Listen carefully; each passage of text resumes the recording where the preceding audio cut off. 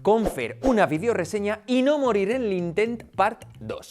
En esta segona part et donaré 4 trucs sobre la part tècnica. Pas 1. Llista el llibre. Sí, tot. No val llegir només la sinopsi de la contraportada. Això és com dir que has vist Stranger Things perquè t'ha eixit el tràiler a TikTok. O llitges el llibre sencer o la teua ressenya quedarà fora de joc. I tu vols alguna cosa que destaque o no?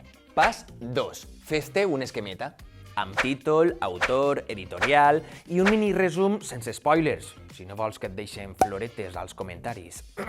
Després escriu què t'ha agradat més i què menys. Alguna relació entre personatges?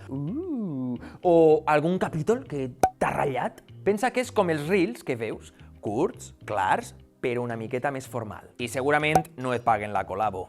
Pas 3. Prepara't per a gravar. No cal càmera professional.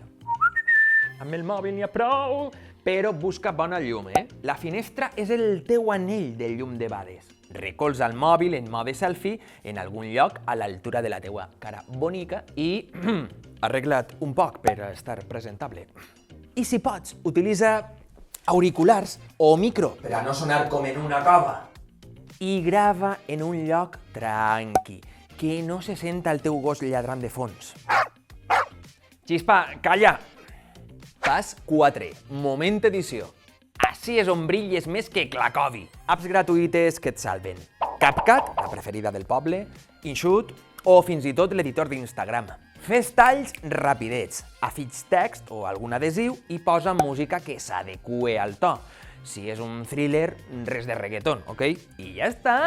Videoressenya pro comprovat. Llegir, esquematitzar, gravar i editar. Més fàcil que pentinar un calb. Recorda, una bona videoressenya no ha de ser perfecta, sinó autèntica. A la teua manera. Au!